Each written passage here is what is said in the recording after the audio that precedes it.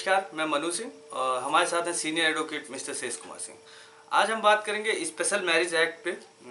इससे पहले मैं आपको बता दूं, आप वीडियो को ज़्यादा से ज़्यादा शेयर, सब्सक्राइब और लाइक करें और दूसरों तक पहुंचाएं वीडियो शेयर करके। अपने फेसबुक पर, अपने गूगल प्लस पर, अपने व्हाट्सएप पर वीडियो को शेयर करें, लोगों तक पहुँचाएँ जानकारी, ताकि लोग अवेयर हो सकें चीज़ों से। आज हम जानेंगे स्पेशल मैरिज एक्ट के बारे में। चलते हैं सर के पास और जानते हैं स्पेशल मैरिज एक्ट के बारे में। सर, ये स्पेशल मैरिज एक्ट क्या चीज़ है? देखिए, मैंने पहले आपको हिंदू मैरिज एक्ट के बारे में वीडियो बनाया जी। मुस्लिम मैरिज एक्ट के बारे में भी मैंने कुछ वीडियो बनाए हैं जी।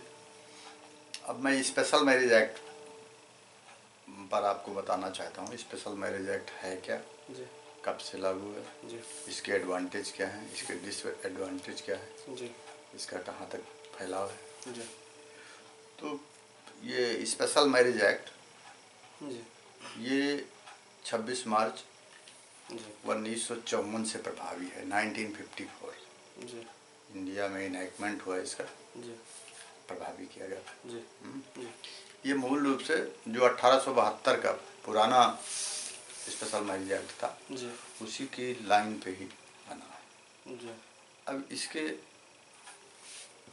इसके फायदे बहुत हैं। जी, special marriage act. Special marriage act जी, इसमें जाति का भेद खत्म कर दिया गया, धर्म के आधार पर। जी, जैसे हिंदू लड़की या लड़का जी, मुस्लिम लड़की या लड़के से विवाह कर सकता है जी, स्पेशल मैरिज एक्ट प्रोविजन के अनुसार, जी, जबकि हिंदू मैरिज के अनुसार जी, ऐसा नहीं हो सकता, या मुस्लिम मैरिज के अनुसार बिना धर्म परिवर्तन के विवाह नहीं हो सकता। तो मैं पहले वीडियो में इस चीज़ को बता चुका हूँ। जी, लेकिन स्पेशल मैरिज एक्ट के आधार पर जी, जात धर्म का भेदभाव खत्म कर दिया गया। जी, दूसरी बात, जिन लोगों का विवाह हो चुका था, जी, वो भी इसके अंतर्गत इसके अनुसार मैरिज अफसर के सामने आकर और जी, फॉर्मेलिटी पूरा करके अपनी मैरिज की रजिस्ट्रेशन करा सकते हैं। जी, कभी भी मैरिज हुई हो, जी, है ना। जी, और ये स्पेशल मैरिज एक्ट जी, प्लस जम्मू कश्मीर को छोड़कर जी, इंडियन जो निवासी, भारतीय निवासी के ऊपर पूरी तरह से प्रभावी है। मतलब सिर्फ हिंदू मुस्लिम नहीं, बाकी क्रिश्चियन और हाँ, किसी के ऊपर भी, जो भी नेशनैलिटी, हाँ, जिसकी भी है, सिख हुआ, क्रिश्चियन, स्पेशल मैरिज एक्ट के तहत सब आते हैं। अब वो अपने मैरिज का रजिस्ट्रेशन करा सकते हैं। जी, इसमें जैसे हिंदू मैरिज में सारे प्राविधान हैं, क्या उसमें कब नहीं हो सकती है मैरिज, कब हो सकती है, इसमें भी वो सारी बाधाएं हैं, है ना। कुछ इसमें भी रिस्ट्रिक्शन दिए गए हैं, जिसको मैं ये सिंगल वीडियो में जिसका पूरा वर्णन नहीं किया जा सकता है। जी, जी, हम मोटे तौर पर बताते हैं। जी, इसमें 8 चैप्टर हैं टोटल, जी, है ना। जी, ये स्पेशल मैरिज एक्ट में जी, इसमें धारा 28 में विवाह विच्छेद का प्रोविजन है। जी, इसी आधार पर हिंदू मैरिज एक्ट में भी चेंज किया गया, 13 भी जोड़ा गया, जो पहले विवाह विच्छेद के लिए पहले से प्रोविजन था। उसमें ये ऐसे नहीं हो सकता था, हिंदू में तलाक नहीं हो सकता हिंदू मैरिज एक्ट के अनुसार।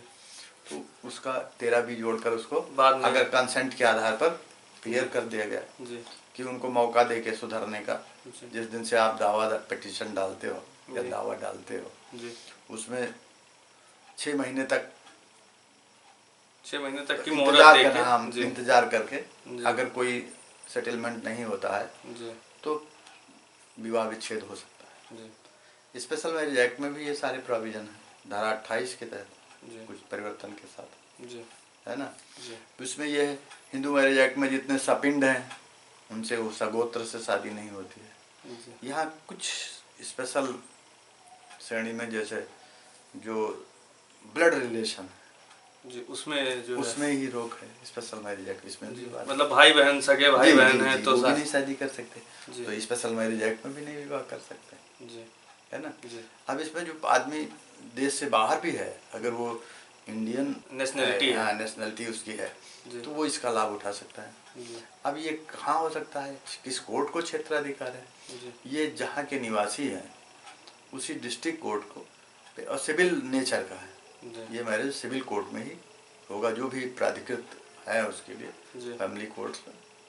तो वहाँ ये स्पेशल मैरिज एक्ट के तहत आदमी अपनी मैरिज का फॉर्मेलिटी पूरा करके रजिस्ट्रेशन करा सकता है ना। अब इसमें ये बाधा नहीं कि आप सेरेमनी कैसे होती है, कैसे किसका रीति रिवाज है, उस रीति रिवाज से विवाह करके उसका रजिस्ट्रेशन करा सकता है। मतलब कोई बाउंडेशन नहीं किसी भी चीज़ की। जी, बाउंडेशन नहीं है। और ये पैरेलल एक्ट है, जैसे हिंदू मैरिज एक्ट है, मुस्लिम मैरिज एक्ट है, ये भी प्रभावी है ना। और उसके साथ ही स्पेशल मैरिज एक्ट भी प्रभावी है। अच्छा, इसमें इसके वे एक दूसरे पर इंटरैक्ट नहीं करते हैं। जहाँ ऐसी प्रॉब्लम है वो उसका ये एडवांटेज स्पेशल मैरिज एक्ट में मिलता है। और इसमें भी हेरिडिटरी का पूरा जैसे सक्सेशन है कैसे होगा, ये सारा इस एक्ट में आता दिया गया है, जिसको हम आगे वीडियो में बताएंगे। प्रस्तावना के तौर पर मैंने ये बता दिया कि ये कब से लागू है, किस किस के ऊपर लागू है।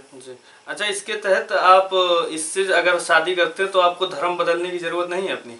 जी नहीं, मैरिज आप कर सकते हैं। मतलब किसी को धर्म परिवर्तन की जरूरत नहीं है। दोनों में से लड़की ने लड़के को किसी तरह का आप कर सकते हैं। कोई सेरेमनी करके आप मैरिज कर लेते हैं। और बहुतेरों को देखा, हिंदू के हिसाब से भी करते हैं, मुस्लिम के हिसाब से कर लेते, रीति रिवाज के हिसाब से। लेकिन धर्म परिवर्तन और उसमें फॉर्मेलिटी वहाँ करके दो गवाह जो है ना, वो मैरिज अफसर के सामने पहुँच कर और उसका रजिस्ट्रेशन मैरिज का करा देते हैं। और उनके जो हेरिडिटरी हैं उनको उसका लाभ मिलता है। यद्यप डिमेरिट है हर जगह, जहाँ इसके बहुत अच्छाई है, लाभ है। यद्यप किसी बुक में इन सब के बारे में, डिमेरिट के बारे में नहीं कहा गया कि इससे हानि क्या है, लेकिन मेरे समझ से ये एक पीढ़ी में तो ये ठीक है। एक पीढ़ी तक तो चल जाता है, एक जनरेशन तक चलता है। अगली जनरेशन में ये नुकसान भी पहुंचा सकता है ना। तो इसलिए ये ओकेजनली इसका लाभ जो है, अब रजिस्ट्रेशन का लाभ तो हर किसी को मिल जाएगा, लेकिन अगर ये व्यवहारिक रूप से इसको किया जाए तो मेरे ख्याल से इसका लाभ नहीं है। व्यवहार के रूप में रजिस्ट्रेशन का फायदा हर किसी को मिल जाए।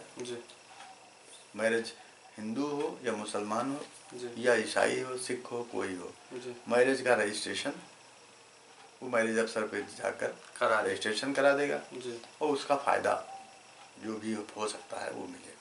मतलब शादी लीगल हो जाएगी पूरी तरीके से, उसका एक साक्ष्य हो जाएगा, है ना, जो एविडेंस के तौर पर कहीं भी दाखिल किया जा सकता है। देश में हो, चाहे इंडिया में हो रहने वाला इंडियन सिटीजन, चाहे वो विदेश में गया हो, किसी भी देश में हो, वो अपनी मैरिज का रजिस्ट्रेशन करा सकता है। वो मैरिज कितना पहले हुई हो, है ना, इससे इस पर कोई प्रभाव नहीं पड़ता। हम लोगों ने पिछले वीडियो में ये भी कहा था कि ऐसा एकदम से नहीं हो सकता। हाँ, तो हिंदू मैरिज एक्ट और मुस्लिम मैरिज एक्ट के हिसाब से बिना धर्म परिवर्तन के विवाह नहीं हो सकता। ये स्पेशल मैरिज एक्ट ही ये अनुमति देता है, अनुमति देता है। इसमें ये प्रोविजन बनाया गया है। तो इसीलिए इसमें एडवांटेज ज़्यादा है, नुकसान कम है। उनको सारे हेरिडिटरी जो बच्चे होते हैं उनको वही अधिकार मिल जाते हैं जो और लोगों को और जगह माँ बाप की संपत्ति के वारिस हो जाते हैं, है ना। लेकिन अब मामा नानी तो दूसरे कौम जब रहेंगे तो समाज उसको कितना स्वीकार करता है, ये प्रश्न है। अभी इतना एडवांटेज है देश में, इतना प्रोग्रेस है, लेकिन अभी भी लोगों की विचारधारा जितना होना चाहिए था उतना बदलाव नहीं है। ये डिसएडवांटेज है ना। Thank you sir, special marriage act के बारे में बताने के लिए। आज हमने जाना स्पेशल मैरिज एक्ट 1954 के बारे में। सर ने बताया, एडवांटेज और डिसएडवांटेज के बारे में बात की। डिसएडवांटेज सर ने अपने व्यू रखे हैं, आप उसको कंसीडर करना चाहें तो कर सकते हैं, अदरवाइज आप उसे निगलेक्ट भी कर सकते हैं। बाकी जो भी लीगल बातें थी वो सर ने आपको बताई। हम चाहते हैं आप वीडियो को ज़्यादा से ज़्यादा शेयर, सब्सक्राइब और लाइक करें और नॉलेज लोगों तक पहुँचाएँ। Thank you very much.